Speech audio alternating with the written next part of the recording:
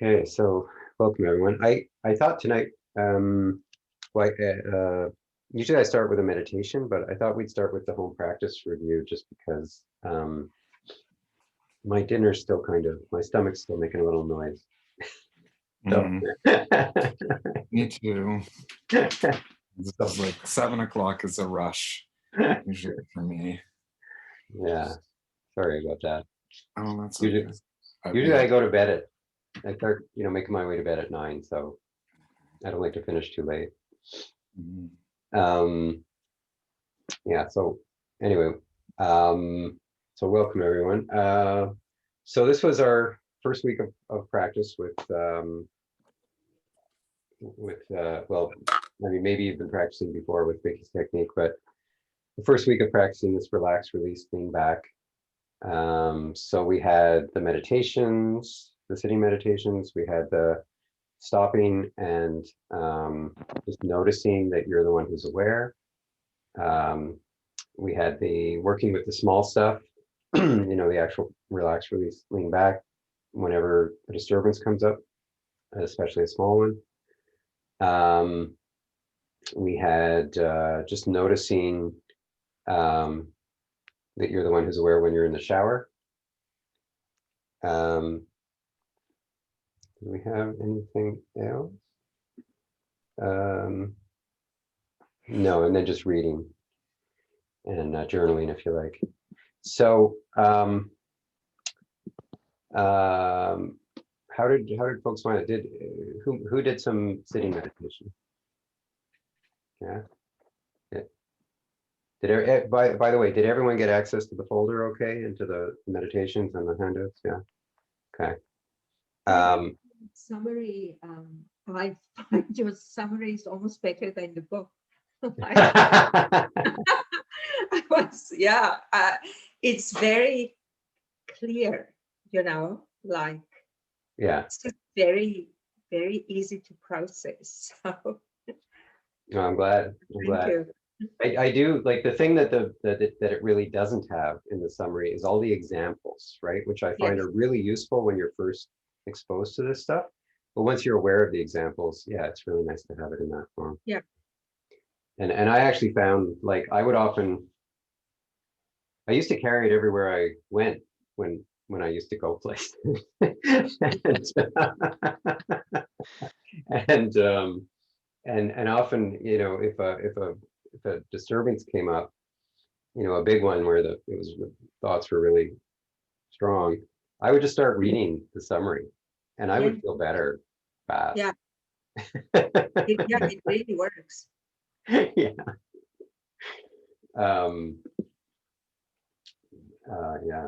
Yeah, because I wrote it right after I read it for the first time, and I wanted to synthesize it. So. Anyway. And Lori, can I just check? Was it your own summary you carried around with you, or the actual book? My own summary. My own summary. Okay. Yeah. Okay. Maybe I'll do that too.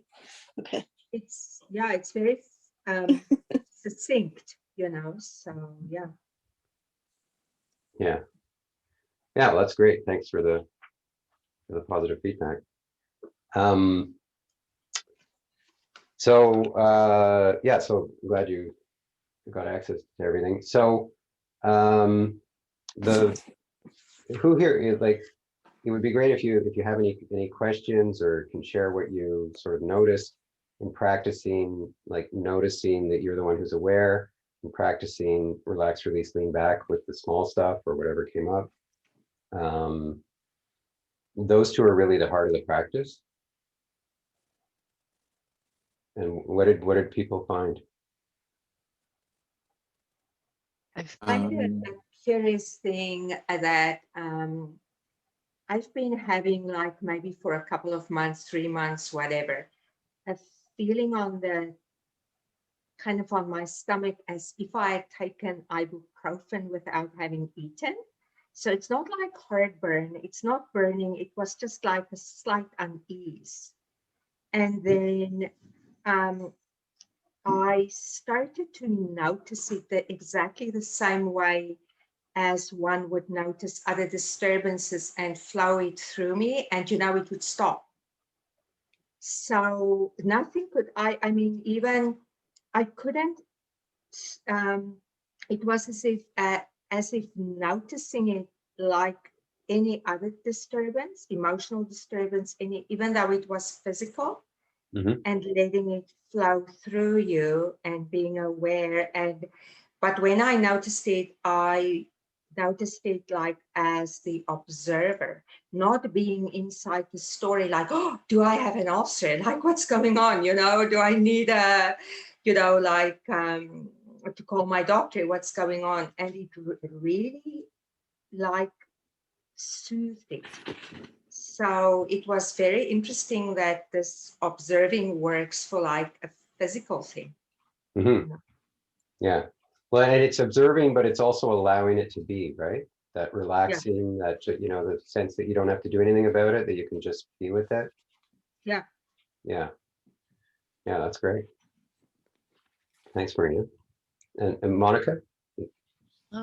Yeah, I found one of the small things that I ended up working with was it's connected to my dog again.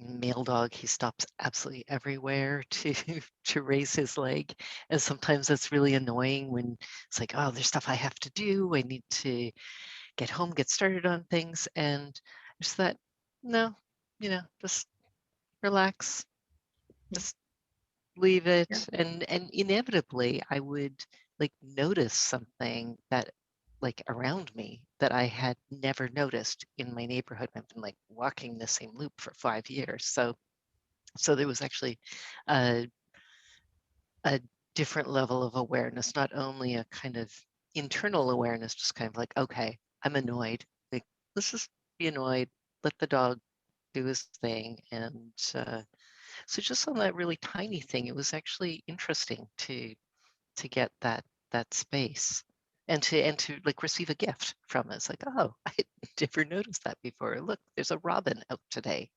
So So, and were you consciously practicing this, being aware that you're the one who's aware? that Noticing too, sort of, yeah, yeah. um, So trying to set back, like get back from myself. mhm, mhm. I have a I'm very new to this. I have a kind of intermediate or a little helper practice along with this. I started picturing a little pilot. And that was actually helpful. So it's like yet another character, but it's like, okay, I'll just get into the pilot seat. So Yeah, yeah. Way to get creative. I'm a visual person. So yeah. Yeah, yeah. No, that's great. And like when you were doing this, when you were noticing that the dog was lifting its leg, and you were a little, I forget what word you used, Annoyed. annoyed. Yeah. Um, that was there a sense of like of just allowing, of relaxing, of feeling you didn't need to do anything about it? Yeah. Yeah. Yeah. It's like, it's just, they'll just go. Hmm. It's fine. Hmm. Like a cloud that the pilot had to fly through. It's like, it's Right. fine. Right. Whatever. Annoyed cloud. Right. Bye. Right. So yeah. And were there thoughts pulling at your attention? Now I don't remember that. Yeah. There are almost always thoughts pulling at my attention. It's a very, very busy brain. So Right. Right. yeah. Right. Yeah. Because that's the release part, right? The relax is like, I don't need to do anything about it. I don't need to resist it. I can just let it in. And then Mhm, the release is like you notice the pull of the thoughts. You notice they're mhm. distracting you, and releasing the pull of the thoughts. That's the release. Okay. Yeah. Which you may or may not need to do, right? Especially if you're really focused on the body, there may not be a lot of thoughts. Yeah. Great. Thanks, Monica. And Kathy? Yeah. Should you be ruthless with strong emotions, or you should be gentle with them? Yeah, like How would anger. how maybe you could tell me, how would you be ruthless and how would you be gentle? Well, if something's in the present, you have a strong emotion like anger or hatred or Hmm. um, uh, sadness or anxiety, don't you sort of approach it gently? Like say, you look at it with the observer's eye, and then you sort of embrace it like a mother would embrace a child and be gentle with it. Like, don't get angry about the anger, and observe it and sort of look at it with mindfulness and compassion and patience, and observe it that way. But then with something that's been bothering you for years and years and years, some strong emotions, some memories that have strong emotions surrounding them, like hatred or anger, etc., to just be ruthless and just dump them and say that's enough. Do that. Yeah. So, I mean, generally, I would agree that, you know, a gentle approach tends to be like not to make a war with them. Mhm. However, there's kind of two kinds of compassion. There's gentle compassion and there's fierce compassion. And so, you know, if you know, imagine you have a child, right? A little child, Mhm. and you know, they're in the store and they're stamping their feet because they want you to buy them this toy. Well, Mhm. sometimes the right thing to do is to say no, right? In fact, in that situation, you would almost always say no. So you can have fierce compassion where you're very firm with it, with, you know, with someone or with your emotion, but still coming from a place of compassion, still coming from a place of love, if you will. And that's part of it. The other, you know, when I first, like, you know, Thich Nhat Hanh was, well, still is my main teacher, but it was, you know, for a long time I practiced in his tradition. And he really emphasizes the idea of, as you said, holding your feelings like a mother holds her crying baby, Mhm. and not making a war within yourself, and seeing that those feelings are part of you, right? Whereas Mickey's approach is much more, you are not your feelings, you're the one who's aware of your feelings, right? And I remember when I first started practicing and I had this fear come up, this anxiety. And I remember very clearly being like, I'm the one who's watching, I'm not the anxiety. And I remember saying to myself, fuck you, anxiety, right? Like, and it was really freeing, right? It was really freeing. And I know one of my teachers, he refers to our negative emotions as our little bosses, because, and I guess in a sense they're more than emotions, like they're the whole pattern, the whole, you know, patterns of mind around them. And he talks about, like, sometimes you need to take your little boss, you need to grab him by the throat and say, I'm the boss. I'm the boss, not you, Mhm. right? Mhm. You know, and he still says, like, you want to be friends with them, you ultimately want to be friends with them, but sometimes you need to be really firm and say, Yeah. I'm the boss, you're not the boss. Yeah. So, you know, it's really a contextual approach, you know, and you can try different approaches for different situations. There's no one size fits all really approach. You can see what's sort of where you're at.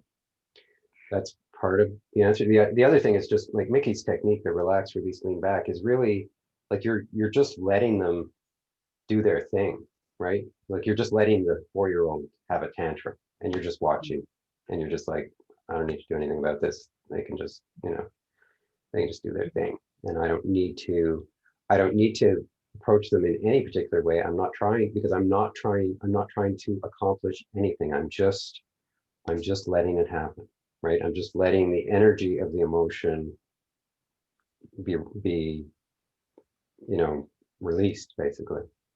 I'm always hesitant to use the word release because Mickey uses it several different ways, and it's, you know, but that is the idea behind, um, you know, to let the emotion in, let it process, let it vent its energy, right? Um, um, so there's something else I wanted to say, but now I can't remember. I usually go on too long, so that's probably good. Mhm. So different approaches for different emotions and situations. Well, I mean, I think the main approach is just the relax, release, lean back, right? You know, it's like you don't, um, oh, you don't, you, like, you know, you just let the emotion run its course, and it's like you're not so so, you can talk to it, as I said, so you can talk to it and say, there, Mhm. or you can say, oh, how are you doing? Tell me about yourself. Thich Nhat Hanh talks about inviting them in for tea, having tea with them, having a conversation. Or you can be like, I'm the boss, I'm the boss. Like, I'm not listening to you. You're not in charge. Sorry. One thing I would say though is, this is all a theoretical conversation. Yeah. Okay. When anger is there, and you feel it, and it affects you. Yeah. Right. When fear is there, and it affects you. Right. Mhm. So even though we're talking about this idea of, disidentifying with these things, we're feeling them. Mhm. And they're powerful. In some cases, very powerful. And Yeah. so what I find difficult is if you have the idea in your head, oh, I'm going to be gentle with my anger, but you're really angry, you're going to have a really hard time being gentle with Yeah. your anger. And then you're going to be upset that you couldn't be gentle with your anger, right? So it's, again, it's like this, it's always letting go of however you want things to go. Because, you can be very precise in how you want things to go, but at the end of the day, the main practice here is letting go of how you want things to go. Right? So it's up to you whether you want to be gentle, or whether be firm, ruthless. It's up to you. Yeah. But the central theme is don't fight what's going on. Like you cannot give up control. Give up control, Like I saw a sign at a retreat one time, meditation retreat. It said, relax, nothing is under control. That's, if you have that approach, then life goes much more smoothly because you're not constantly trying to force things to be this way or that.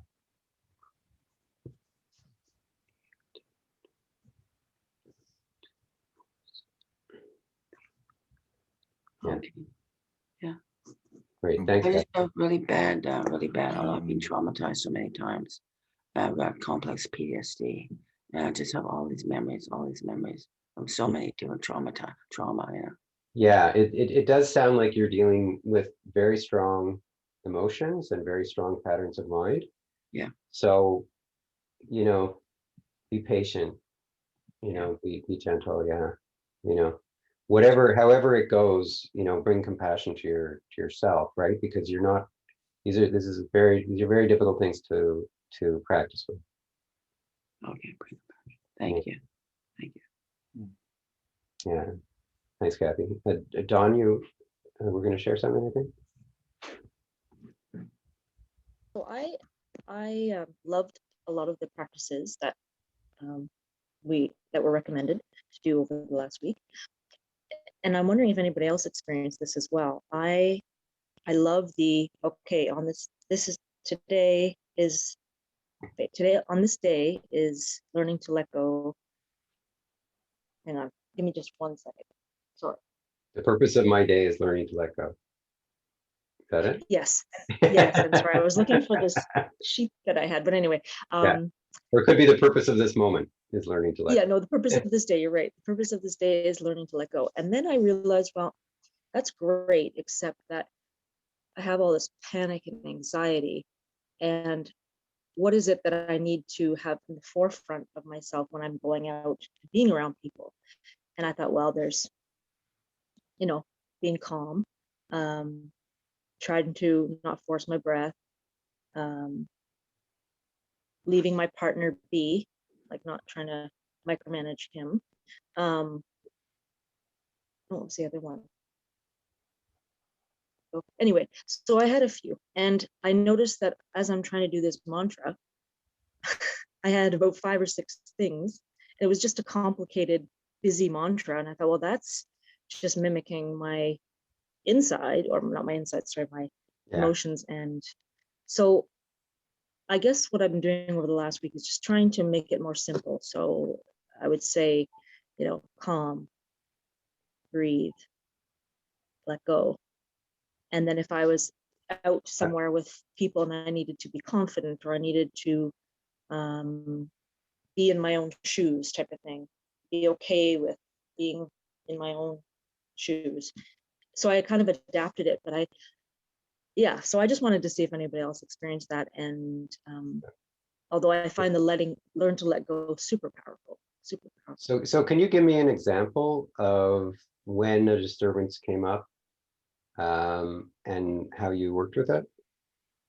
Just like what was Okay, going sure. on in your, emotions and mind, and what you embody and what you did. Okay, so one example would be, so I have 2 elderly dogs, and one has dementia, so she's always getting stuck in corners and she falls, and it's disturbing. But I always want to protect her, and I'm trying to also not put everything into her and give myself attention as well, because otherwise I'm no good to her. So that happened over the week, and I felt everything just tightening, and the guilt would come in, and the I'm not doing enough, and so what I tried to do is I tried to just step back, like actually physically step back, and turn away from the dog so that I could just be in a space and just try to breathe and feel all that. I think Mariana was talking about it, or Marina, that feeling in your belly. It's just like this odd, I'm hungry, but I feel sick, and all that stuff together. And so anyway, long story short, I just tried to sit and do that neck, shoulder, chest, belly relaxing and be aware. And it was good because ironically, I let go, but I felt I actually had more control over my emotions trying to let go, if that makes sense. Sorry, you were Um, a bit muffled there. I think the internet. oh, okay. You Okay. said you were something with your emotions? You were. Yeah, so the ironic part I found was that as I'm trying to, relax my body and be the observer, Mhm. I felt for the first time I had control over the feelings, and they just went away so much faster than when I just got all swooped up in them and panicky and that sort of thing. Right, So, right. yeah. And what was your intention when you were doing this practice? You mean with the dog or just in general? Well, in this particular situation, as you were relaxing the body, so I heard that you were relaxing the body and you were breathing and you were noticing that you're the one who's aware of this. And so I'm wondering what the intention was there. Oh, I see. Yeah. The intention was for me to get get a larger perspective on the situation. So almost like if you're in it, you're in it. Right. And so my intention was to be, what's that word?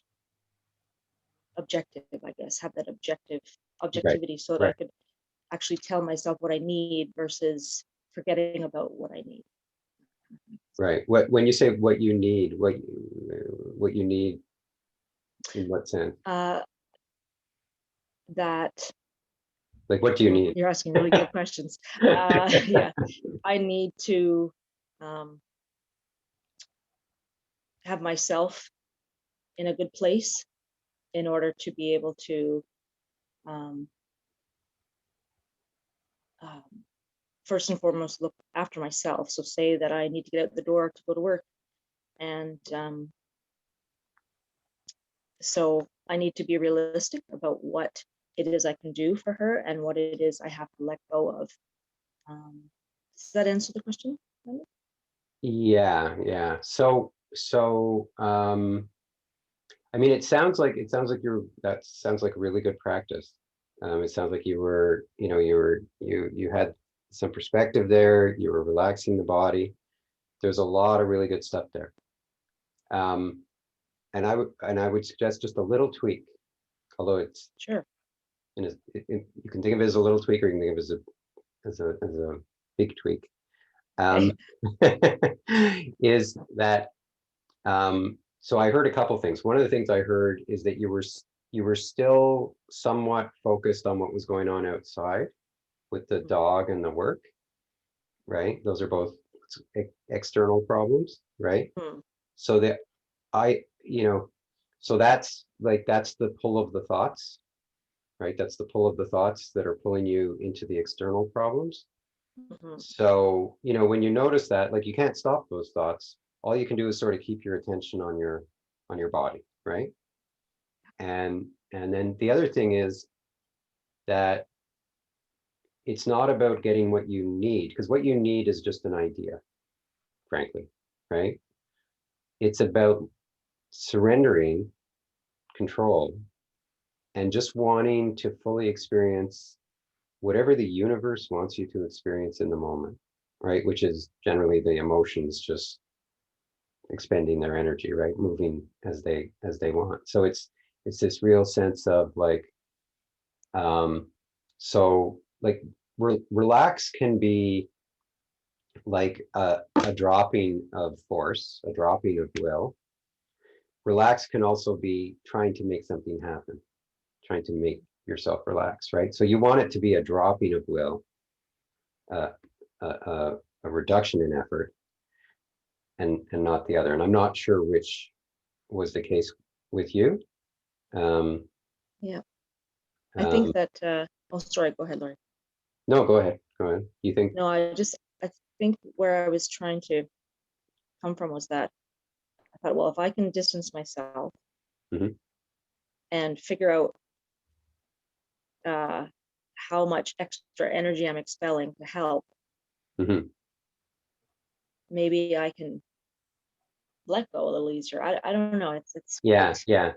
I mean, again, just with your language, and this is the stuff. By the way, this is the first week of practice, like, and you did like so many things like wonderfully, and it's not even about doing anything good or bad. It's just about practicing and seeing like what happens in real life when we try and apply these theories, these practices, right? Which sound great, but in real life, there's a lot going on. So, um, uh, so you were talking about figuring out what to do. But again, that's the letting go, is the letting go of figuring it out. It's the letting go of making anything happen, right? So, and we're just learning this technique. So, until you've got some practice with the technique, you're always going to have to think about what should I be doing, because you're not, it hasn't, it's like when you're first learning to walk, right? You have to actually think about how you walk. It's not just walk. But to the extent that what you're thinking of is not the technique, but the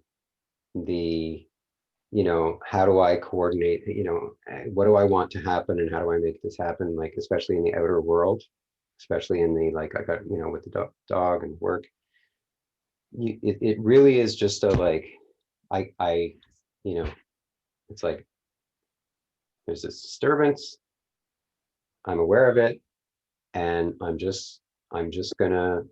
gonna try and do anything. I'm not gonna try and do anything. I'm just gonna make this a game. And the game is, can I just watch it without doing anything and without any agenda, other than to just be the receiver of this experience, right? That the cut universe the is giving. marionette strings. Well, sure, you can look at it that way. Or you can look at it as like the universe is exerting all this force on me and I'm not going to resist it, Mhm. right? Yeah. I'm just going to let it be, Yes. Okay. you know. Well, thank you. So it's letting go is what's really complicated. We're letting go of the resistance. We're not letting go of the difficulty, right? We're not letting go of the difficult emotions. We're not letting go of Like we're not trying to change anything. We're just trying to just stop fighting against the moment, you know? And No, yeah. yeah, yeah. So like when you say you want to be calm, calm is a result.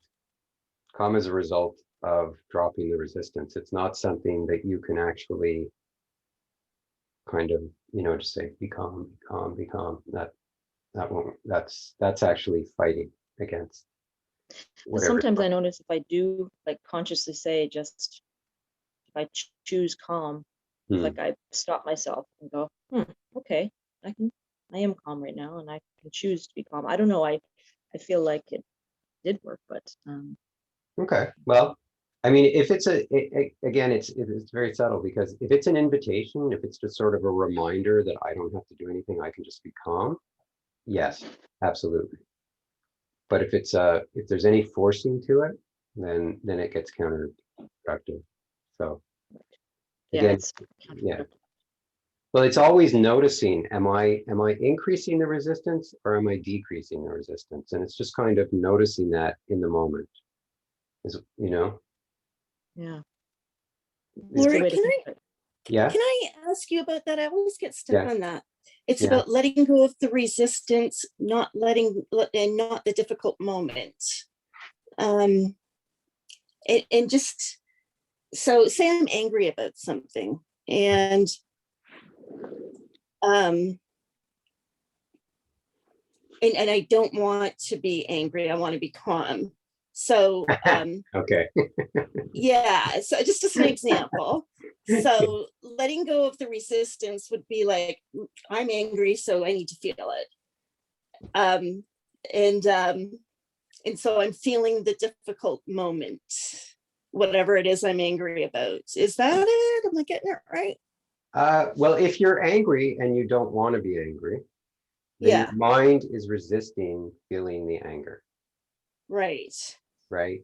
And if you So look at it's the like just problem, let myself feel the anger then, and yeah, as opposed to jumping ahead and trying to be calm and forcing myself to be calm. Or it's about not trying to do anything, right? It's like right, it's just, and this is where I say it's very experiential because it's always noticing, like sensing the resistance, like it is sensing, right? You can sense it in your body, you can sense it in your mind, and it's it's going in the direction of dropping the resistance. So you're releasing the resistance, not the feeling of anger. Yeah. Exactly. So it's like, oh, there's anger here, and then Right. and it's like, I'm just going to let myself feel this. and oftentimes maybe what comes up when you're feeling anger is, I'm going to deal with it this way or that way, or grumbling about somebody or Right. whatever. Right. So and that's kind of resistance, right? Because you're right, as opposed to just like, I'm pissed about this, and Yeah, anytime you want things to be different than they are, that's resistance. right. I'm kind of noticing like two kinds of anger, that is like one that's situational and one that's not. Like when I'm in the like now I'm well, for one thing I would say, like haven't really been able to practice with little things because it feels like there's just too many big things right now. Yeah. And the big, I don't know, it's like my attention is on the big things. I mean, sure, but I'm sure there's still little things going on. Yeah. Because the thing is, it's like you walk into the piano teacher, you've never played the piano before, and you say, I want to learn this Mozart, teach me this Mozart piece. And they say, well, okay, but you need to start with scales. And you say, I'm really just focused on the Mozart piece. Mm-hmm. And it's like, but that's what's there in my consciousness, it seems like this is very unusual for me. I mean, like I can say, like I'm going through a separation of my, Yeah, my partner for the last 20 plus years, yeah, and we're yeah, still living together, and it's COVID, and so like there's a lot of yeah, uh, tension yeah, and anger, and this is not like, that's very unusual for me, and partly like, so I have been able to, like, partly as I'm experiencing anger, say like this is actually novel for me, so like I should, like great that there's all this anger, like, or it's an opportunity to like see what it's like to be yeah, angry a lot. yeah, So I, trying to accept right, in that way. yeah, The thing that, so, but what I was going to say about the two things, so then, so there's anger that's like, because because of something that she's said, for example, mhm, but then also when I'm in the shower alone, and and being aware of my mind, so I've been like practicing that, and I can do that, but then my mind will get onto an angry story that will just, completely, like, it will have another, replay yeah, a fight or right, create a fight right, or something right. that's like, and those two things feel, I mean, maybe they're the same. Uh, They feel different somehow, like, yeah, yeah. Well, I mean, if the first one was like when she's actually there and you're communicating with her, then that's a lot harder because you don't really, you don't have the space. Whereas in the shower, you have the space. right, And in the shower, you can just stop and you can just go to your body and feel the emotions in your body, right? Because the right, emotions are in your, they're not just in your mind, they're in your body. So you can right, go to your body and and so that's a nice refuge from the thoughts, right? From the angry thoughts, is to just, so the thoughts are still going to continue, but you can really just do your best to keep your mm, attention on your body, and in particular on where you feel the emotion, the anger in your body, and just do your best to allow it to express itself, right? To mm, relax that area of your body, with each out breath, to right, to say to yourself, you know, what a, I mean, not that you're necessarily going to say this, but you know, what a great opportunity to release this samskara. And I just really want to feel this, and I just, just yes, you just, universe, like, just have your way with me, just, mm, just take me. And you can, and so you can really, I mean, it can be hard because sometimes it's very uncomfortable, right? And your mind is screaming in the background, right? And right. you're, And it's and it- hard, like, it's hard to distant for me, like, it seems like the anger, like, is often so, like, tied up with words that there's like a story that I have to tell and a point that I can prove why she is yeah, wrong and I am right, and why this is not fair, and right. And that's the part to release, right? And that's the part that, you know, it's like, well, one of the things, in the first chapter this week, he talks about the heart closing and how that's a decision, and we can just choose not to close, right? And then, so in this situation where you're thinking about why you're right and she's wrong, or whatever, however it is, you can ask yourself, would I rather be right or would I rather be happy?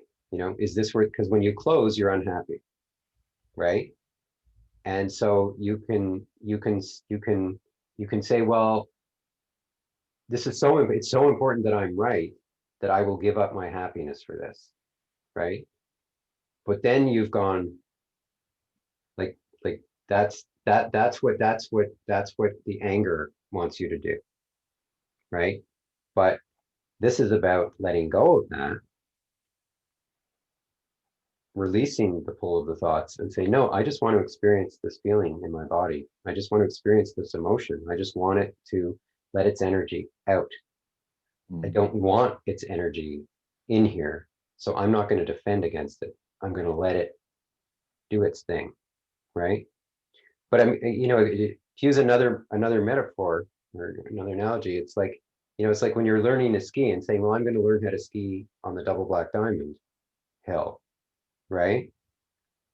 I mean, it's there, give it a try, give it a spin, but it's really hard to see what's going on when this anger is completely clouding your mind, right? It's just the energy of the anger is so strong, and your mindfulness has to be stronger than the energy of the anger.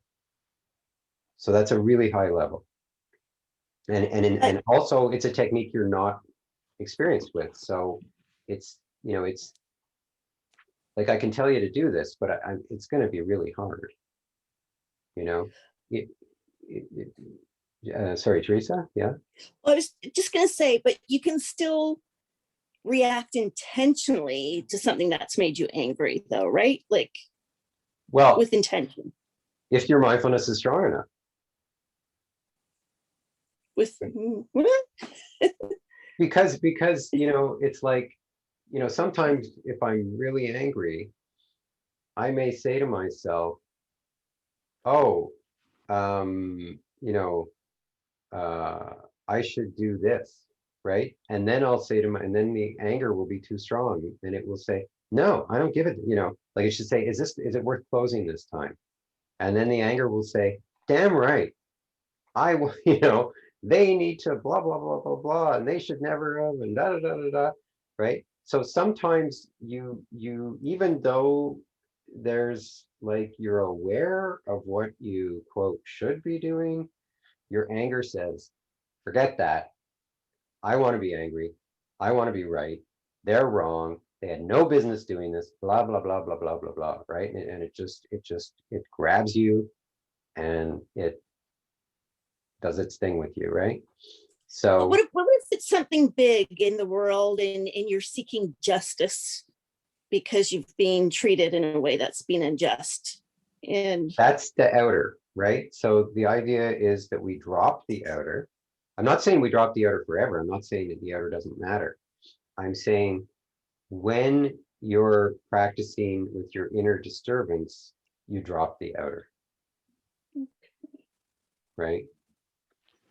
To the extent, I mean, obviously it's got this pull, that's the release, right? But it's right. But it's hard when it's really strong and really big and you feel it's really urgent, or whatever. So, but what I would say, Mark, is like, we did that exercise last week, and I don't know what you wrote down in terms of small stuff that you could work with, but the idea is to really be on the lookout for that small stuff, to have a couple of things that you're kind of on the lookout for in terms of small stuff that you can work with.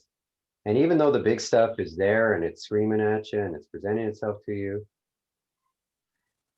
I'm not saying don't work with it, but I'm saying really try your best to notice the small disturbances that you can work with much more easily. Yeah. It's and Lori, what I happens noticed with the one big stuff today, and that's like the other 6 days I didn't notice. Yeah. I didn't notice any small stuff, but undoubtedly, well, I don't know, maybe it was there, maybe it wasn't there. Like, well, maybe it's I'm sure it was there. You just need to be aware of it, because there's stuff going on all the time. Like all the time. Like, it's a little too hot, it's a little too cold. It's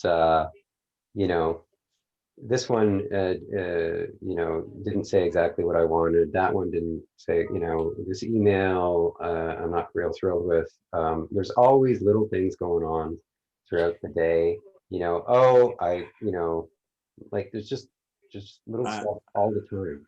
I think Kathy's trying to be part of the conversation, but she's muted. No, I think Kathy's having another conversation. Yeah. Oh, okay, sorry. I mean, it's interesting, Lori. I think so. One of the things that's happening as I think about this is like there's a lot of small stuff, but then it's connected to my partner, and then it gets really big. Like there's like, so I'm really really annoyed at small stuff that's related to her that I might not have been annoyed before. And and I get there's probably other stuff. Yeah, no, I get it. I mean, you're in this situation where your anger is being triggered a lot, and so your anger is strong, and it doesn't, and the mind works by association, and it's very easy for everything to get associated with it because the anger is looking for a reason to be angry, Mhm. right? That's how, like, often our thoughts, often it starts with the emotion, and then the emotion, like, then the mind starts looking at why should I be angry in this moment, and you've got a great, you got a real go-to. Why should I be angry right now? Thing going on, right? So it's a tough time. It's tough. You're in a tough situation, you know. But just do your best. I mean, it's not. It's really just, it's just about noticing what's going on. It's not about it's not about accomplishing anything. It's not about, you Right. know, um, going from angry to calm. It's just about noticing resistance and noticing the pull of the thoughts and noticing, how your mind tricks you and how difficult it is to do that. I mean, just learning that is fantastic. I mean, like that's why we're practicing, right? Is to actually experience how does this all work in my actual experience. Mark, I went through a breakup starting last October, and I understand it's like being caught up in a storm, right? Yeah, it's like a storm of feelings. And the only thing that could, in a sense, calm me down in the middle of that was when I would say a meta for the person, like, may you be happy, like quietly in my mind, when I would feel extremely upset or disappointed or angry, I would just say, may you be happy, may you be healthy, may you be safe, may you be at peace, whatever the meta is there. And I found that kind of got me out of the loop, out Mhm. of the storm, just saying a meta for the person. Yeah. So Mark, do you have a metta practice at all? Um, Interesting. I have done it, and I'm not like, it's not a go-to thing for me. Right. Yeah. Okay. okay. Yeah. No, because I mean, Marina's right. I found when I've been in very difficult spots in my life that metta is really helpful. Just saying, may I be happy, may I be well, may I be at peace. And also put metta towards, others. I mean, metta towards your wife would be or your partner would be very powerful. But, to do another new practice. Anyway, Mhm. but thanks, Marina. Lori, Yeah. Lori, Yeah. you said you talk about working with the small stuff. But if we do that over time, does it mean that we deal differently with the big stuff, or like how do you deal with the big stuff? You deal with the big Yeah. stuff the same way. The issue is, Like, how do you deal with the big stuff now? Because you're good at this. I mean, I deal with it the same way I deal with everything. Relax, release, lean back. The difference is that I get tricked more easily with the big stuff. I I I don't realize what's going on as early, and so I may get caught in it for some period of time, and then it takes longer to sort of see what's going on, I find. Okay. Yeah. I mean, and I have a very strong, very clear intention to fully experience what's going on, right? To not like to open to the whatever pain it is, whatever emotional pain it is. Because at the end of the day, that's what it's the emotion that is the key thing that we want to experience, right? It's the emotion that we store. But sometimes you have to deal with the situation, right? and you do have to do something sometimes. So I'm- Again, this has nothing to do with I know. dealing with the external situation. Like nothing to do with dealing with the external situation. I mean, the only question is this an emergency that I need to attend to right now? Right? You know, if you know, if a friend of mine is walking into, you know, the street with an oncoming car, I got to do something about that right now. Right? but there is a link between the external and internal. But the internal, I guess, it's in the moment, right? And you don't need to do problem solving or, you know, planning or. There's a link, but we're really trying to, the central, this was like from chapter 2 last week, which I mean, and these things repeat themselves over and over again, but the key thing is that we want to break ourselves of this mental habit that what goes on outside determines what goes on inside. So if I want to feel okay, if this is going on outside, I cannot feel okay. And you want to break yourself of that mental habit, right? But it doesn't mean that you can't deal with it outside. No, right? Right? Absolutely you deal with it outside. Absolutely right, deal with okay. it outside. But you deal with it outside from the perspective of, you know, if this goes terribly wrong, I'm still good. I don't need for things to go as I want outside in order to be okay. Right? I like that. Okay. So, yeah, you know, if I get fired, I'll be fine. If my partner leaves me, I'll be fine. If I have to sit here and if I have to live with my partner for another 5 years, I'll be fine, right? If, you know, if I get cancer, I'll be fine. I mean, that's obviously quite extreme, but this is you know, these are all extreme examples. Yep. No, I like it though. But much of the, yeah. But much of what we worry about on the outside is not anywhere near that scale, right? It's, you know, what if the contractor doesn't show up? What if my boss doesn't like this report? What if, you know, this person's mad at me? Blah blah. You know, and getting so seized with it and thinking it's so important, and it's like, it, you know. When what's really important is, you know, those are all means to an end, right? And the end is feeling good. Yeah. Right? The end is feeling good. And so this is saying, when something outside is causing you to not feel good, focus on the feeling, not the outside. Yeah. Okay. Right? And yeah.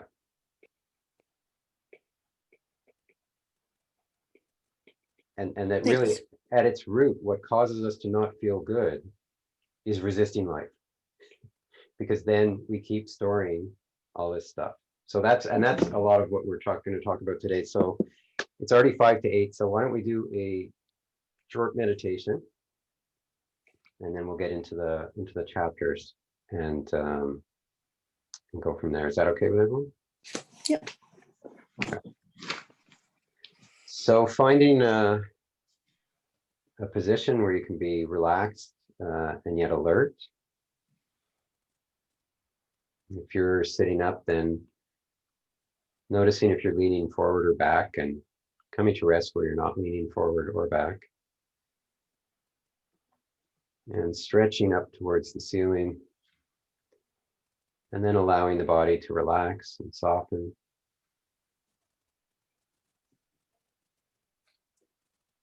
Allowing the attention to come into the body and just sensing whatever's there, allowing whatever's there to be there. And we'll have one sound of the bell.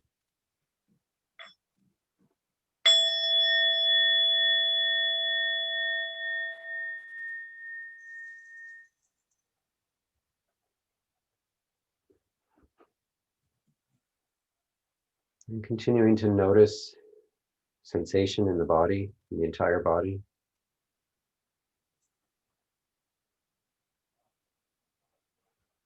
With each out breath, allowing the body to relax to whatever extent it wants.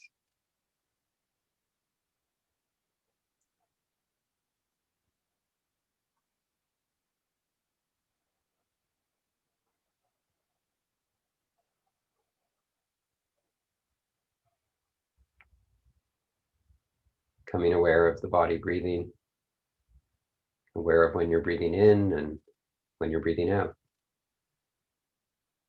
Not trying to control the breath, but just letting the body breathe naturally.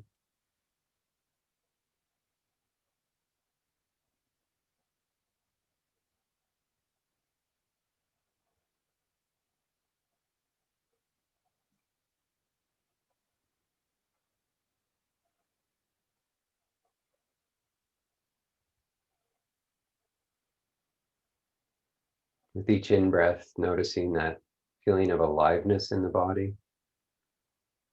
And with each out-breath, noticing that sense of relaxation, softening in the body.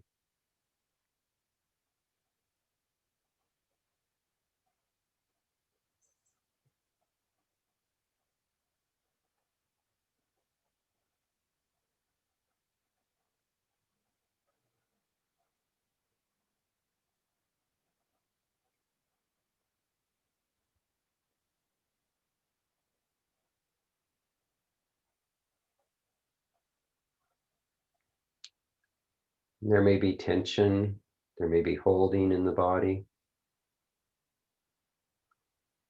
Just allowing that to be there. You can allow it to soften if it wants.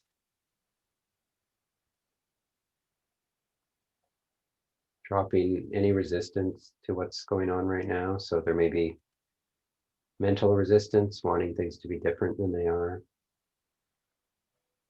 wanting to figure out what to do. Doing your best to keep the attention on the body breathing and relaxing any resistance. Releasing the pull of thoughts. Noticing that you're the one who's aware of the body breathing, aware of any thoughts in the background.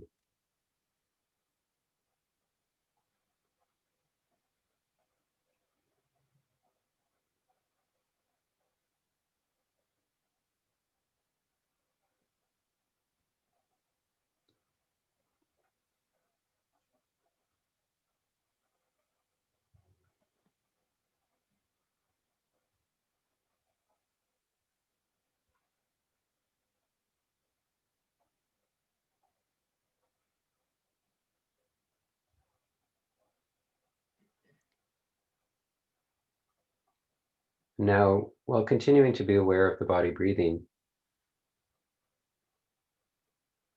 notice if there's any joy in the body. So this is just a game. We're just exploring around the body.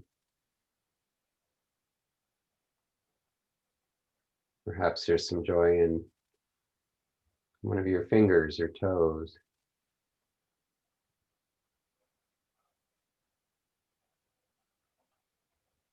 Or in the face.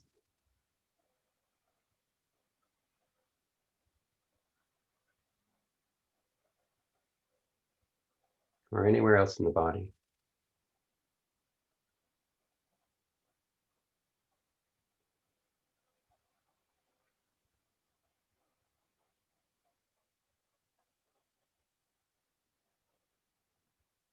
It doesn't matter if you find some joy somewhere.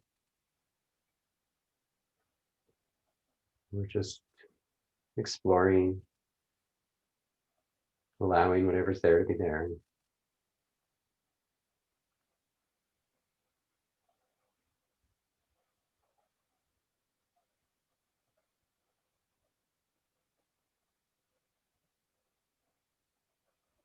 If there's no joy in the body, maybe there's some joy in the mind.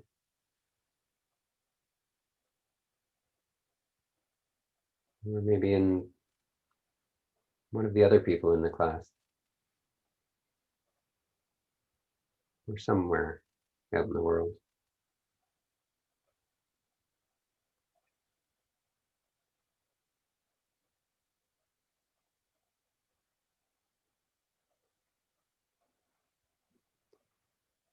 And now noticing what other emotions might be present in the body right now.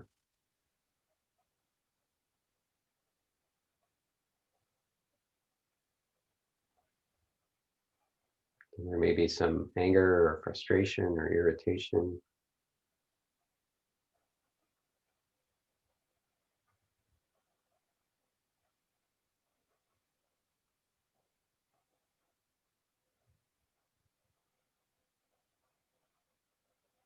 There may be some fear or worry or anxiety.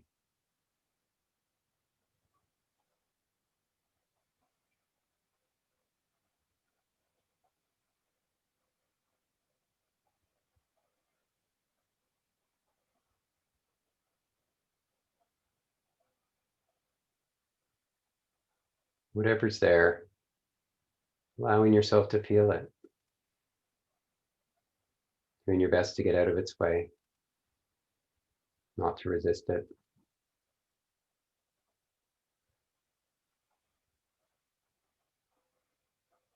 To welcome it.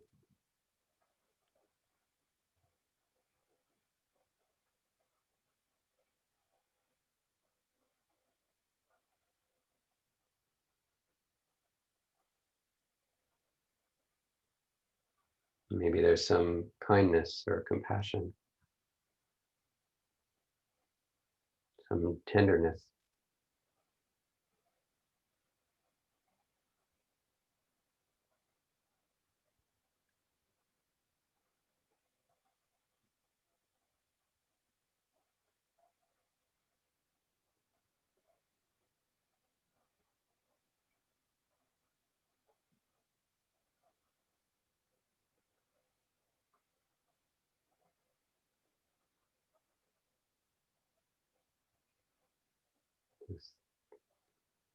Just noticing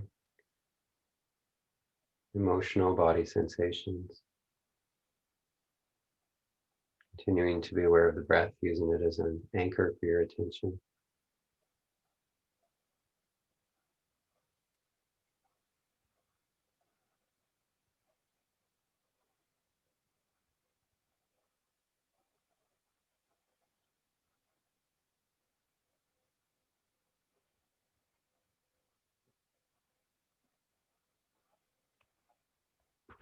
And with the sound of the bell, we'll bring this meditation to an end.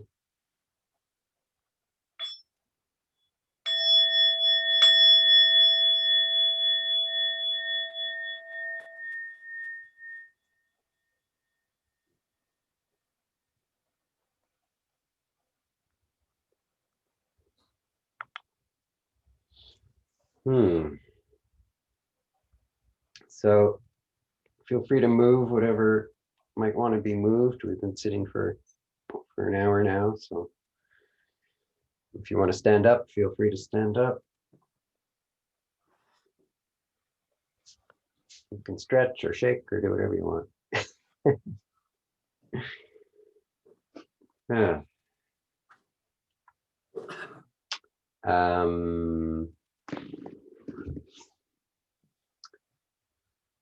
Okay, so let's, if anyone has any burning questions, feel free to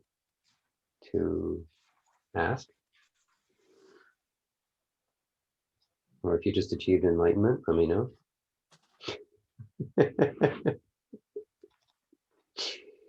Okay, here we go. So I just want to get into the chapters. So chapter 5, infinite energy. So Mickey introduces us to the concept here just of this internal energy, this spiritual energy, if you will, sometimes called chi, or shakti, or spirit.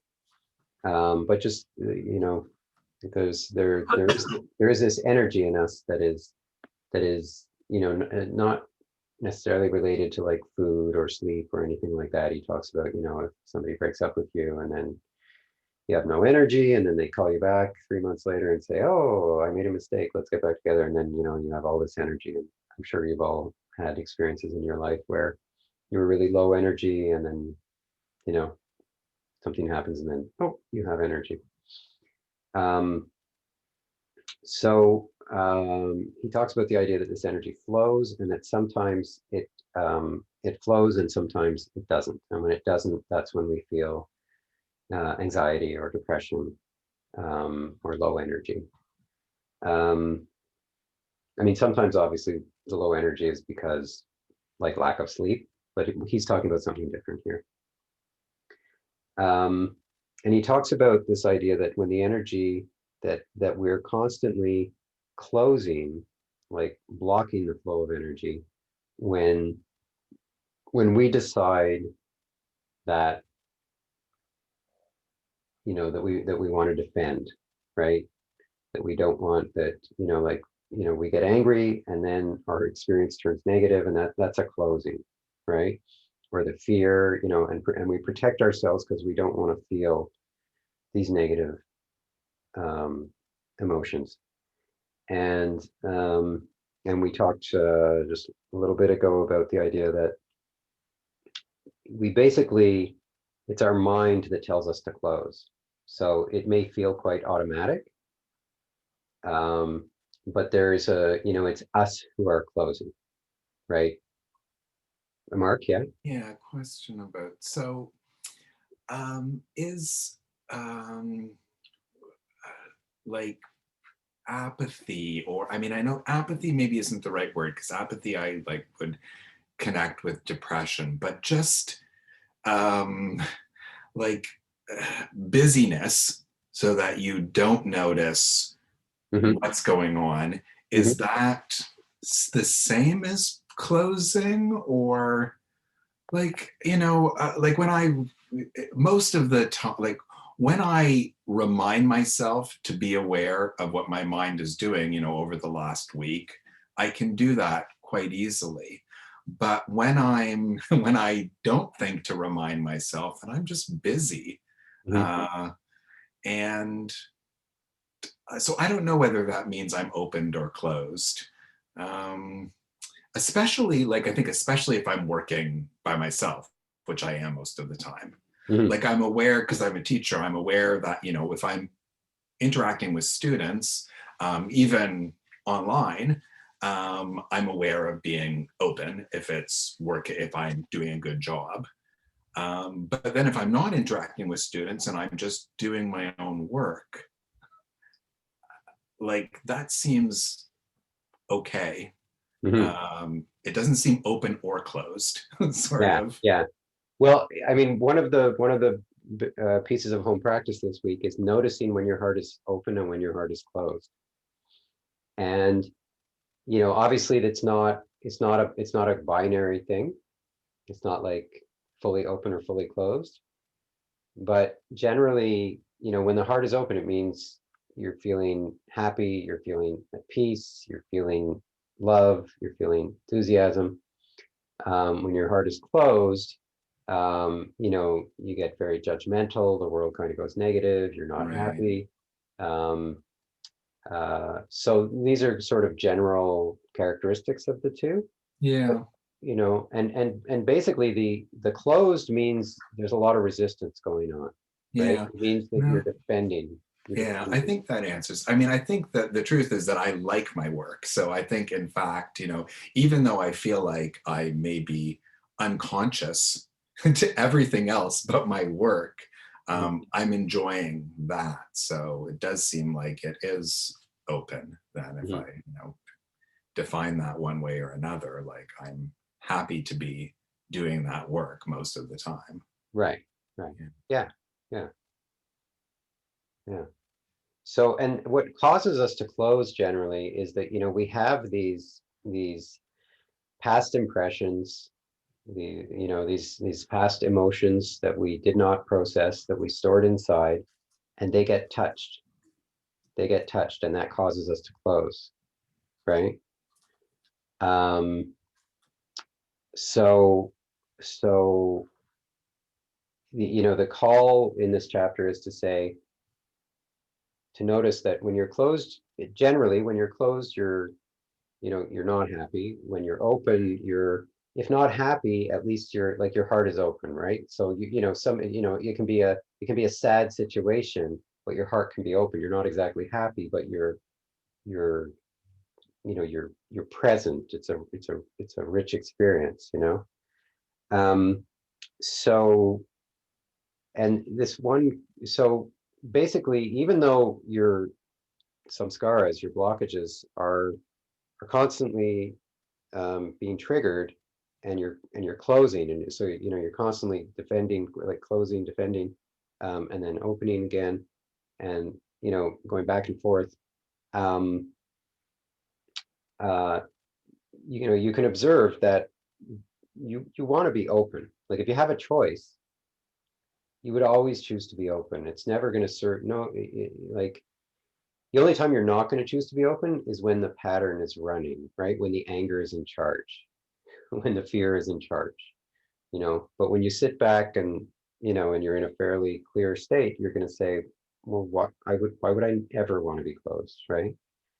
Like at an extreme, I mean, the Dalai Lama tells a story about a monk who was in Tibet and being tortured by the Chinese, and and finally got got free and came to Dharamsala, and and was asked what was the toughest thing, and he said the toughest thing was maintaining my compassion for my jailers, right, for my torturers, right, because he never wanted to close. He never wanted to close, right? And why would you ever want to close? So keeping that front and center in your mind is really powerful, because your mind will tell you to close. And when I say your mind, I mean your voice in your head, right? Your unintentional thinking, the voice of your patterns, of your samskars. And I use this all the time. Like it's very powerful. Something will upset me. Something's not going the way I want it to in the world, and I'll start getting, say, frustrated or angry, and then I'll notice, oh, I'm closing. Is this worth closing? It's never, and the answer is, it's so easy to say no. No, it's not. Clearly, it's not worth closing. And Lori, can I ask, do you find that it affects your energy levels? Opening and closing? Yeah, like in terms of feeling tired, if when you're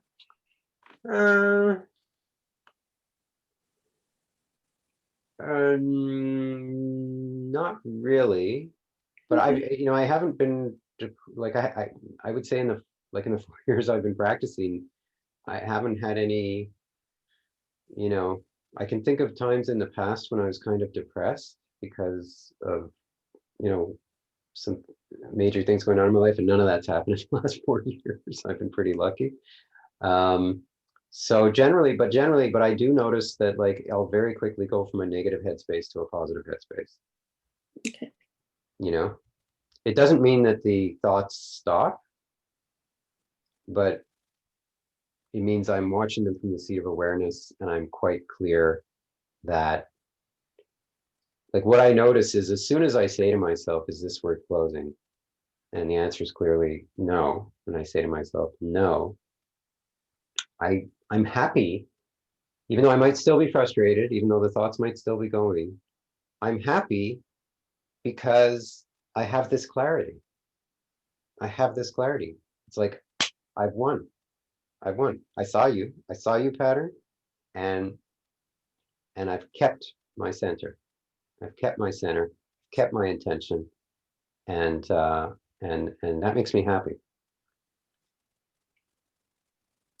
So, and even though the relax, release, lean back is like is a little, it's a little trickier than, is this worth closing? No. Like it's so easy to say, is this worth closing? No, right? And then as soon as I do that, it's much easier to practice relax, release, lean back, because I have this clarity that says this outer situation that my mind is focused on is not the issue. The issue is closing. right? The issue is defending. Yeah, Monica? Yeah, I want to ask for clarification on something. When so when you're closing against the energy flow, right? Is that Mhm. sort of what? Yeah, and Yeah. he also talks about like energy patterns as being like stuck, like old energy patterns are in fact what have caused the blockages. Right. And I found myself getting confused. Is that like the same energy gone bad, or is like good energy, bad energy, or is there no good or bad in energy? Like I got a Uh, little muddled there. yeah, yeah. I tend to gloss over all that stuff because, like, Okay. I, I don't know the physics of it all, Yeah. right?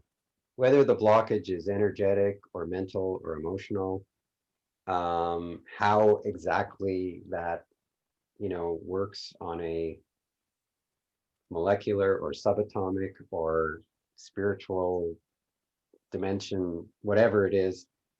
Uh, all I know is that, and I tend to, I've more or less come to the conclusion that it's mainly emotional, Mhm. and that my focus from a practice perspective is I want to let myself feel this emotion. I Yeah. want, in the body. Mhm. Yeah, I found myself substituting the word story for like old stuff. That made it simpler for me to understand in a way. It's like, okay, like that's just like an old story there. And Yeah, that's what's being triggered. And it's like, okay, can I just like feel that yeah, and yeah, not resist what's going on right now? yeah, yeah, yeah. Sure, you think of it Yeah. however you want. Mhm. I no, but I mean, because what I no, because what I find is like it's I used to spend a lot more time trying to figure out Uh-huh. what exactly happened in the past, what is my misperception, what exactly like misperception, like what are the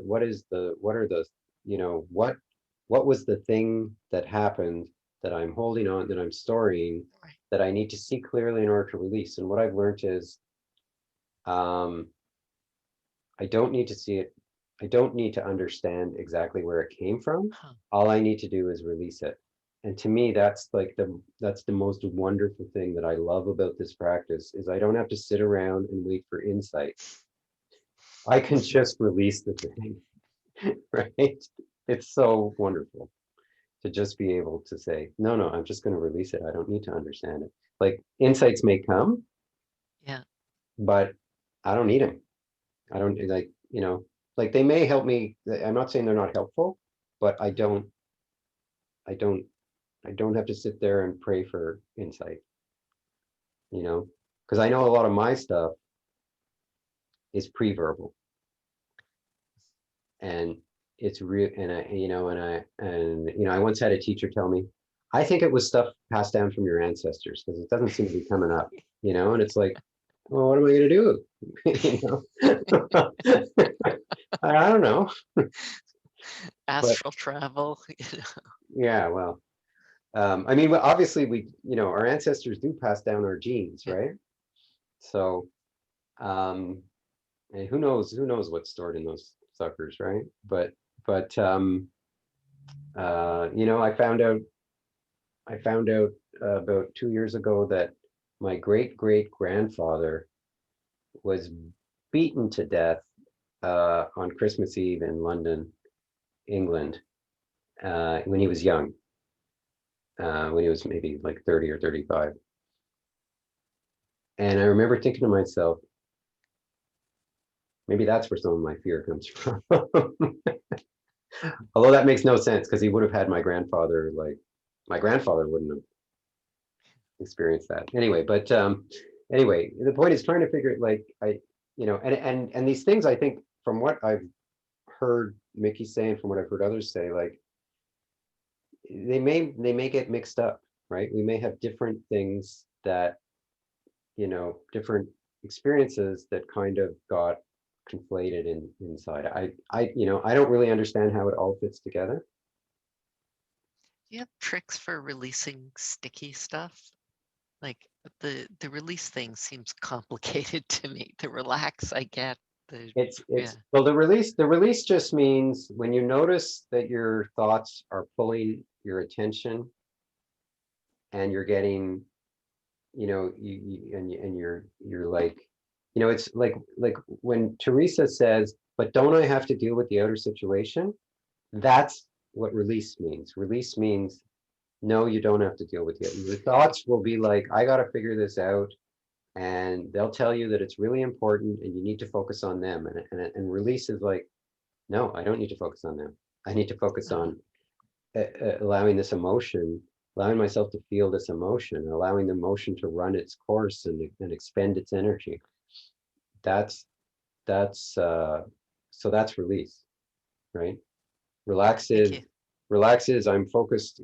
I tend to feel a lot of anxiety here, and so it's like let me just notice the resistance and release the resistance, and then at the same time the thoughts are pulling at me. So the release is like, no, I'm keeping my attention here, and I'm keeping my attention on my awareness, right, on the witness, right. I'm staying aware of the witness. I'm noticing the pull of the thoughts, and I'm releasing the pull of the thoughts.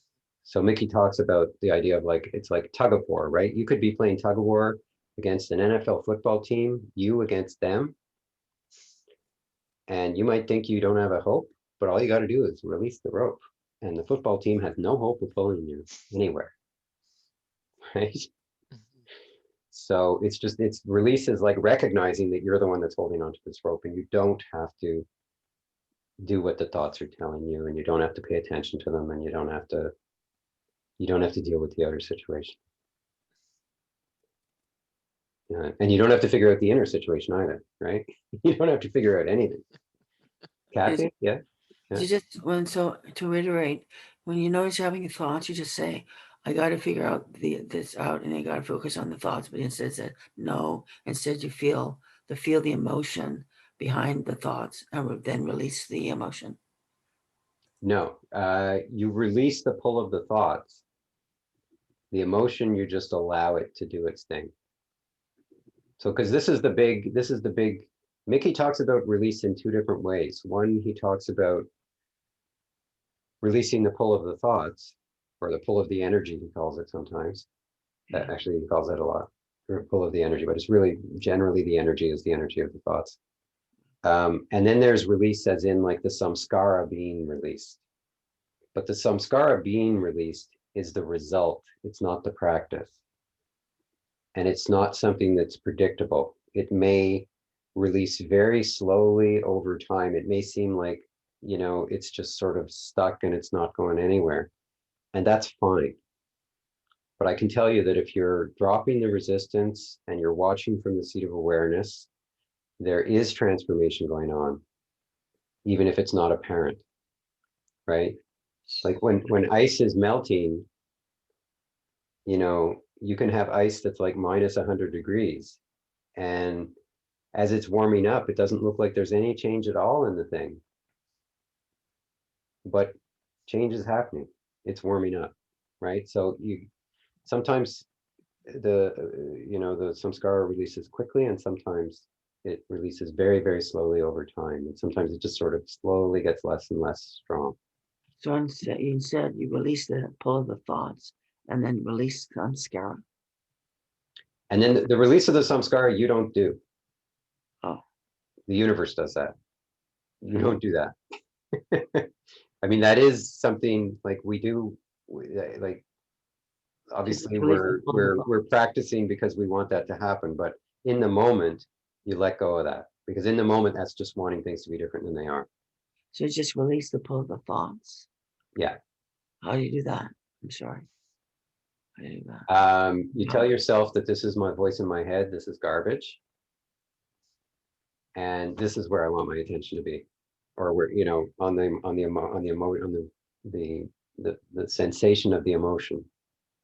This is where I want my attention to be. I don't want, and when Mickey talks, he doesn't talk about necessarily putting your attention on the emotions or on the body. He just talks about letting go, like releasing the pull of the thoughts and sort of getting on with things and relaxing. Yeah. But I find that And sometimes it is just a very quick, like, you know, sometimes it's as quick as, you know, seeing what's going on, relaxing, letting go of the pull of thoughts, and poof, it's gone, right? With small stuff, often, poof, it's gone, right? Great. I find I almost don't have to remember anything except a sentence, who is watching? Yeah. Yeah. That's all.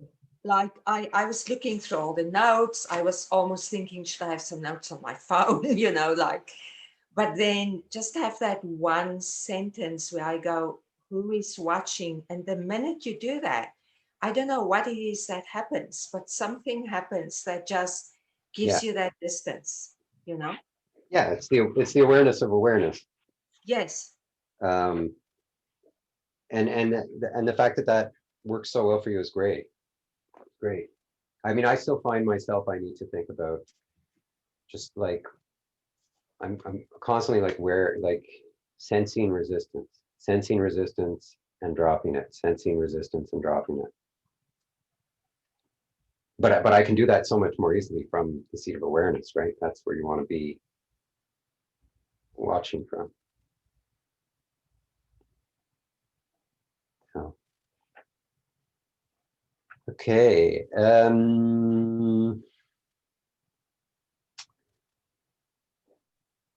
I would normally have a breakout now. Why don't we do a quick breakout? So just talk about this idea of when does your mind tell you that you should close, right? And it doesn't actually say close, but when does your mind tell you that you need to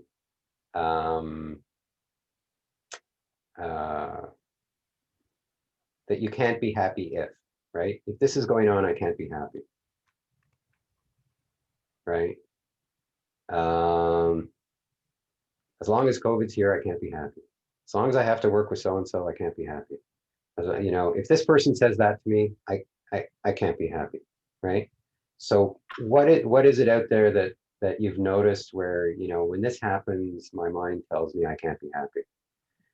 And, you know, would you actually want to be happy in that situation or not? So just sort of looking at some ways in which, in your own experience, your mind tells you to close. Does that make sense to folks? Do people understand it? Yeah. So there's 9. So I'll divide into groups of 3, and we'll do this for about 5 minutes. So you'll see that did we do breakout rooms last time? Yeah. Okay. So. Okay. All right. So here we go.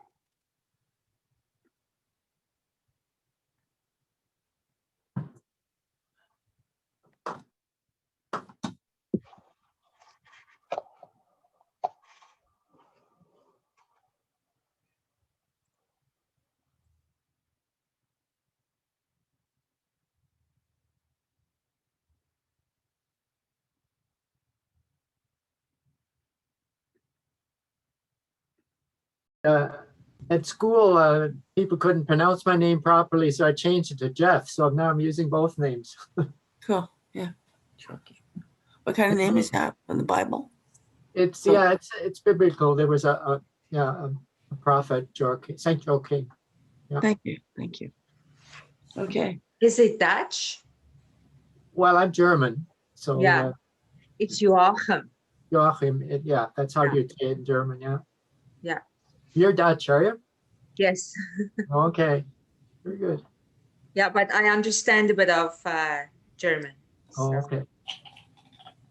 I took the course last time, or one previous time, and last week I just missed the time and almost did today. So I'm glad I managed to come in a little late. So yeah, the thing that he can't be happy. Well, I remember, I was in Florida a couple of years ago, and it was cold, it was raining, and I was staying at a friend's condo unit, and it was way out of the area I wanted to be in, away from the beach. And I wanted to tried to take the bus, and that didn't work. Then I ended up renting cars. And so, well, I made it work, but I was just not having a good time. And then I changed my mindset, and I thought, well, it's the way it is. You got to accept it and be happy. And once I did that, sun actually started to shine, believe it or not. So I always remember that, and it helps me so much. So I can use that in a lot of different situations, just to change my mindset. Even with, the fridge has a high pitched sound, and I've been going, well, just forget about it, but it's still somehow a little bit bothers me. So I do want to have somebody look at it. But I've been living with it for a couple of months now, so it can't be that bad. What was the question again? What was the question? Wow. What are situations where your mind tells you, I can't be happy in this situation? Well, I'm not happy. I've got so much trauma in my head and my memories, It's difficult to let it go, but you just practice letting it go. Yeah. Your practice with Buddhist techniques, and just let it go. Yeah. So is it if you could decide whether to close or not, is it worth closing because of this? To close what? I'm sorry. To close your heart. It's better to keep it open. Yeah. Open for, have compassion, for instance, towards your enemies. Like Christ said, love your enemies. Be patient with them. See where they were coming from, which is compassion. What they went through themselves, make them behave maybe very reprehensibly, and then forgive them, and just be generous. Hope yourself will become a more loving person, or you can pray about it and hope they will become a more, somehow they will see, become a more loving person themselves. That's what the Jesus people say. Yeah. My mom was diagnosed with Alzheimer's in early January, and there's no way I can fly to see her. So it's very hard to hear reports. My brother was saying today, they are seeing weekly how she's going, losing certain physical abilities. And I speak to her on the phone every week, and she seems clear, very clear when I speak to her. But to accept that phone call might be one of the last ones where she's clear and I cannot see her, I cannot go there because of COVID. So it's like just having the discipline, I don't know, of gratitude for the times I have seen her in my life, Yeah. So would it be helpful for you to say, is this worth closing? Yeah, it's a good question, because I think I did close myself at some point because it was so painful to go, especially in January. So I remember I did close myself. It was very hard to start talking to her on the phone again once she was out of the hospital, because you have such a, so yeah. Maybe to protect yourself, your own. Yeah. From grief almost, right? Pain, Yeah. To close is very advantageous. Yeah. So Marina, can you think of some situations where you close that are maybe less big, where it might be helpful to ask, is this worth closing? Oh, I can quickly say, in my job with clients, if I get a snarky little email from a client, it is like taking that distance back. Don't respond to that email immediately. Don't take it personally. I would say client emails. because people are definitely stressed out during COVID, and it is just to keep, this is what I'm practicing, is my little things is client emails. You know? So. Yes. To high pressure, it doesn't feel like it's a high pressure. Okay, hey everyone. It's interesting. We all came back unmuted. Usually we all come back muted. I guess That's Star Trek. maybe Zoom changed their settings or something. So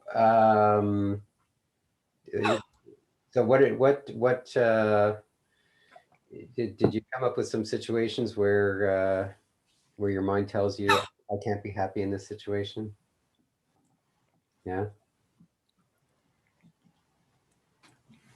And would it be helpful to think in that situation, is this worth closing? Yeah, maybe.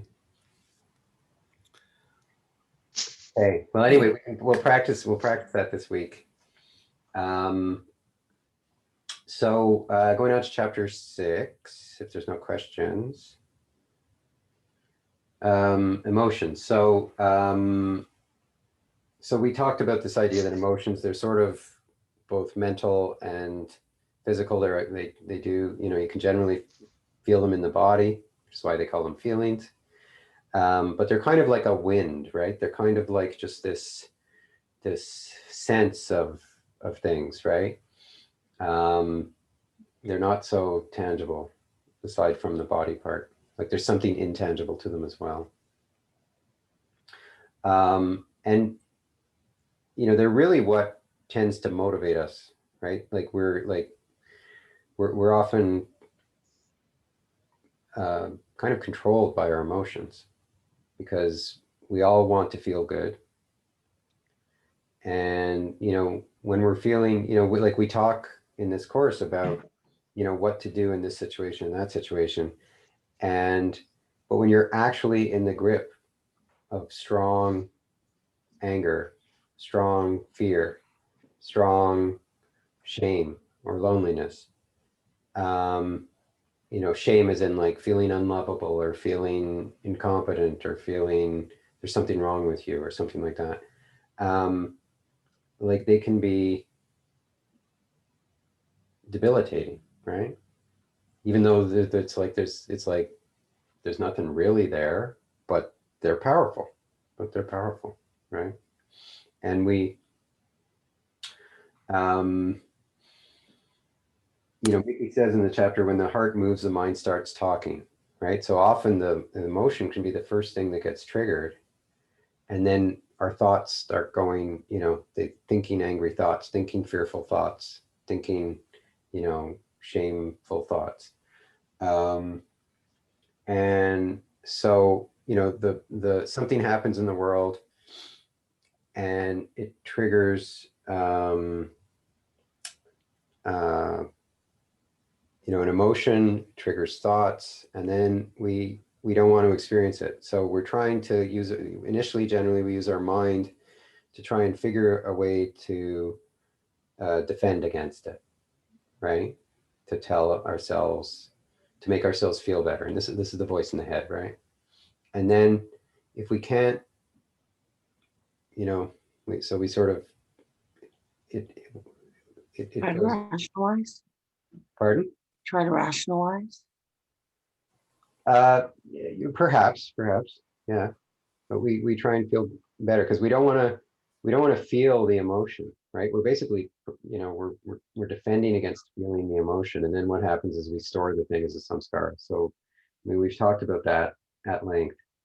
And often there's this fear. There's this sense that if I let myself feel this emotion, not even if I let myself feel this emotion, what it often is it's just like, I can't handle this. I can't handle this. You know, it's too much. I can't handle it. And so we close and we store, not that we intend to, but the result is that we store this difficult emotion inside somewhere. and then it's in there just waiting to be triggered, right? And as Mickey says, it's like it's like damming a river, right? We dam the river so the water's not flowing, but the water's still pressing against the dam. And so when we store stuff, we don't actually have to do anything to release it. It will release of its own accord if we let it at some point, right? Not that everything's going to release instantaneous, but it will release at some point. So our only task is really just not to get in the way of when it wants to release. But of course, when it comes up with that emotional pain. And so we feel the emotional pain, and our habit is to defend, right? To close. And so the admonition is don't defend, relax, and just allow yourself to feel it, allow it to expend its energy and to release, right? Again, it won't necessarily release instantaneously or even quickly. But when it comes up, the idea is to see it as a positive thing. It's like, I don't want it inside. So when it comes up, that's a good thing, because now I can actually transform the thing. Now I can actually allow it to expend its energy and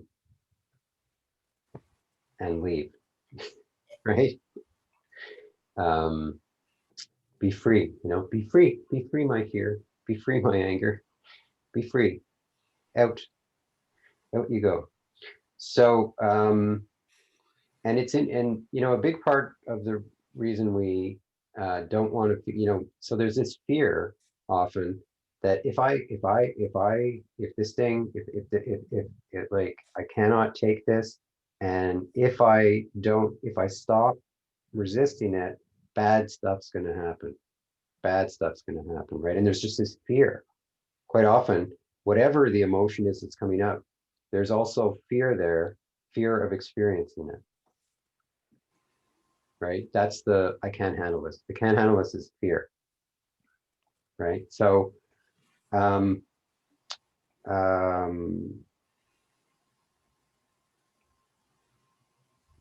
it takes a clear head. It takes clear intention, first of all, to say, I'm willing to experience this fear. I'm willing to not let the fear stop me. I'm willing to feel the emotional pain because I want this thing out, right? I want to be free. I want my energy to flow. I want to be happy. I don't want to keep it inside me, right? And he talks in here about this idea that the heart can, that the heart is sort of like music, in the sense that we feel music, but he says we actually feel music because it touches our heart. But the heart plays its tune, and what the heart plays is emotions, right? And that you want to let your heart play its tune, right? And he talks about how much easier it is when we don't identify with the emotions, right? So like you go to see a movie, a really sad movie, say like I remember going to see Schindler's List long ago when it was in theaters, and I cried and cried. And I mean, when the movie was over, I mean, I did not get up and leave the theater. I sat there, and like half the people there were just sitting there in the theater. It was like, oh my God. And of course, people would say, oh, how was Schindler's List? And I would say, you got to go see it, right? You got to go see it. Because even though it was sad, it was a rich experience, right? Because I wasn't identifying, but if I'm sad because of something going on in my life, then all of a sudden it's like, oh, I don't want to be sad, right? Because then I'm identifying with it. I don't want to be sad, right? But actually the experience of sadness is not necessarily a bad one. It's just another flavor of emotion, right? So it's and yet we just naturally guard against these things. And also sometimes like when you're, sometimes I'll be watching a movie and it's kind of a schmaltzy movie or something, and there'll be a sad part, and then I'll start defending. The thoughts would be like, oh, this is a schmaltzy movie. Don't get sad at this. Like as if I'm, as if I'm being tricked into being sad or something. And it's like, well, just let yourself be sad, right? So another practice that we're going to try this week in home practice is letting your heart play its tune while you watch a movie or listen to music. So the idea is to watch a movie or listen to music that you suspect or know is going to get the emotions going, right?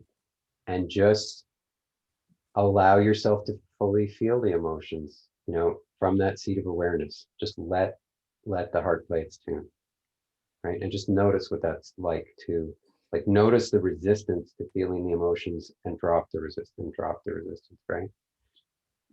And try and stay in the seat of awareness while you're watching the movie. So, or listening to music.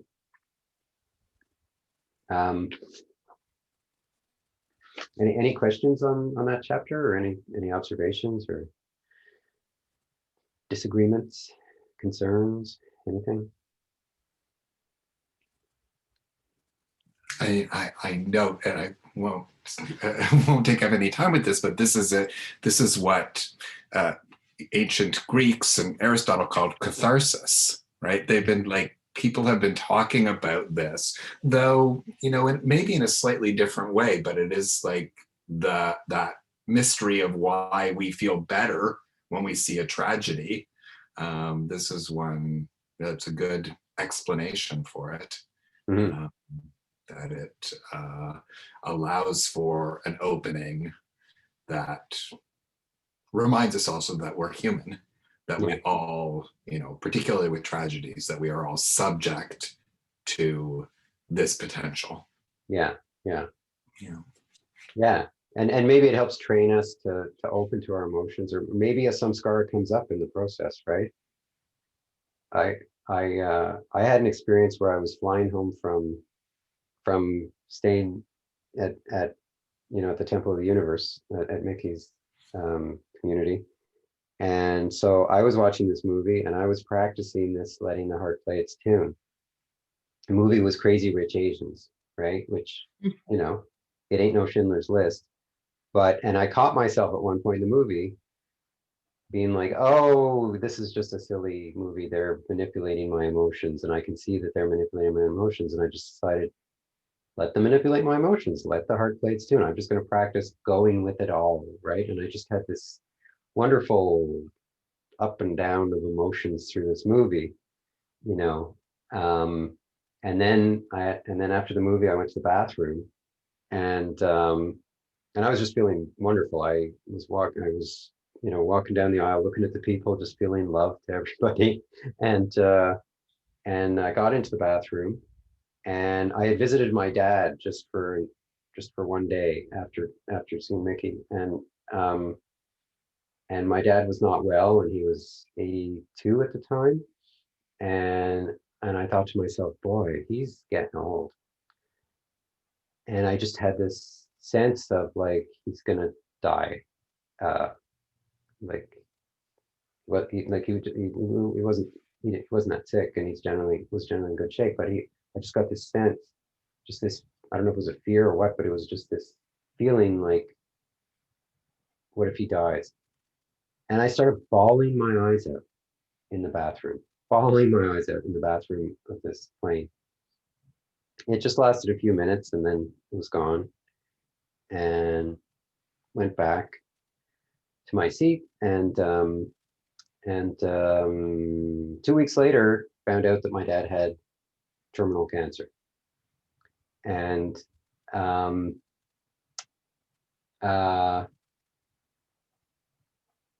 and there was acceptance there. It was like I've processed this, I mean, I still felt sad as we went through. I mean, 6 months later he died, and and going through that process, there were definitely sad moments, but I always had this sense of,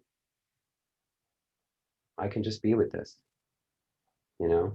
like I'll be okay. And just a sense of connection with him, right? And so I certainly, and I don't know how much I can attribute to what, but all I know is that it felt to me like watching this movie it did induce this catharsis, if you will, that I feel was very beneficial, and it also helped me to be with my dad in those 6 months, right?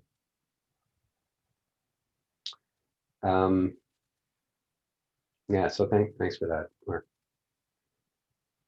Okay, we only have 9 minutes left. So transcending the tendency to close, and this is a very important chapter, because it talks about this idea that we have this tendency to close, right? We've been talking about this tonight, this tendency to close, and how we used to have to worry about saber-toothed tigers and warring tribes and stuff, and now our physical bodies are not really threatened too much in day-to-day life, but instead we defend our psyche. We defend all the ways we want things to be, and we become basically neurotic, right?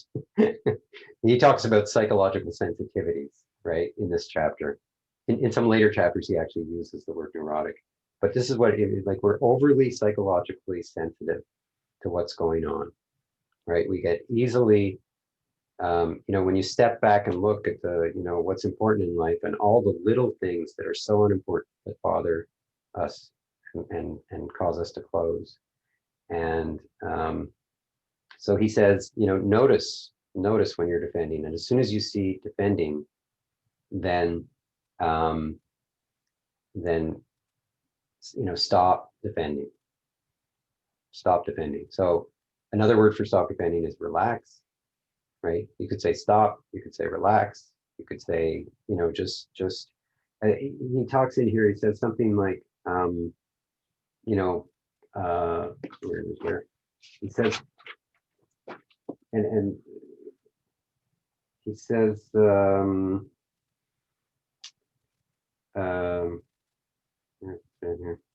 something like he says, like, like, just make it a game. As soon as you notice defending, like just whatever you need to do, just stop defending. Whether it's playing with it. He says make freedom a game, right? Freedom being I don't have to defend against it. That's what true freedom is, right? It's not that you're not having reactivity. It's not that you're not having strong emotions. It's that you're not defending. You don't feel the need to defend. You feel like I can experience this. I can experience this. Right? I don't need to defend. So he says, become willing to pay any price to free your soul. And when he says free your soul, I mean, what he means is like, to release the samskaras and to clear your energy so that your true nature, which is joy and peace and love, so that can be uncovered, basically, because our samskaras are covering it up. It's another way to look at it. And he says, deep inside where the consciousness touches the energy and the energy touches the consciousness, that's where you work. And that's that noticing resistance piece, right? Consciousness touches the energy. He's talking about the awareness notices the pull of the energy or the resistance. And it's noticing that resistance that, on both sometimes the resistance is strong and clear, and sometimes the resistance is much more subtle. So as we're practicing, we're trying to notice that resistance, both strong and subtle.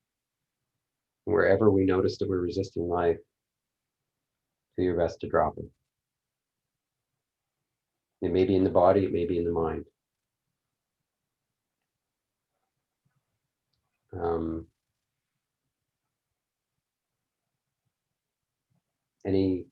Any questions or comments or?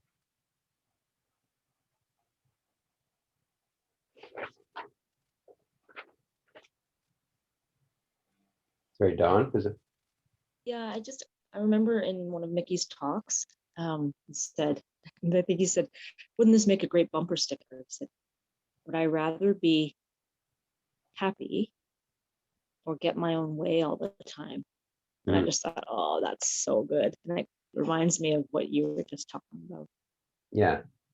Yeah, because that's that whole, is this worth closing, right? Right? So closing is being right.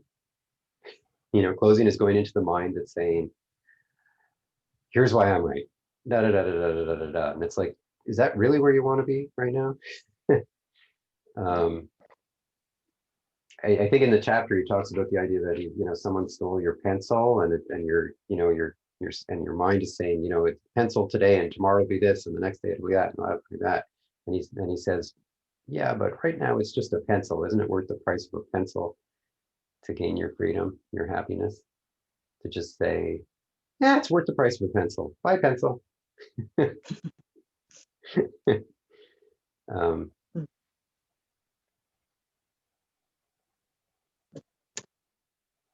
Okay, so we're almost out of time. So I mean, our home practice this week, our theme is emotions, and so the meditation theme is emotions. So I'll put those in the folder, and then continuing to work with the small stuff, or mark whatever and everyone whatever comes up. But do try and have this intention to work with the small stuff, like to say, like, these are the 2 or 3 things that I've identified that come up from time to time that I'm going to be on the lookout for. And practicing relax, release, lean back with that. And then also just noticing your heart, especially in conversations. Notice if it's, its tendency to close. And whenever you notice a closing, ask, is this worth closing? And then, as I mentioned, the letting the heart play its tune. So watching a movie and this is all in the handout, you don't really need to write this down, but and just allowing the emotions to play while you're watching a movie or listening to music or something. And then just reading the next 3 chapters. So that's pretty much it for this week. Next 3 or next 2 chapters? The next 3. So it says in the handout, chapters 8, 9, and 10. All right. From here on in, it's 3 chapters a week. All right. So, are folks enjoying the reading? Who here has read the book already? Yeah, a lot of people. Anyway, I hope you're rereading it. I reread it before every course. Like I read it week by week. I do the same readings as you. And I find it every time I read it, I get something out of it. Mm-hmm. Okay, well, thanks everyone. And if you have any questions, you want to stay behind, I'm happy to answer your questions or talk about whatever you want to talk about. So, and I should mention that half the group has consultation scheduled for the coming week. And for the folks who don't yet, I'll email you in a couple of days to schedule them for the week following next Tuesday. So, yeah. Okay. Thank you. Thanks. Thanks, everyone. Bye. Thank you. Bye. Good night.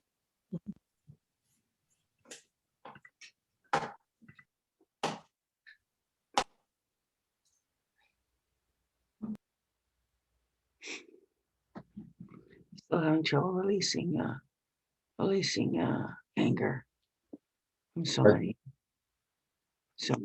situations. So my complex trauma, PTSD, is being abused many times. And Yeah. just where to start, the initial trauma maybe, or just the ones that's resonating the most with me. Sorry, what are you asking?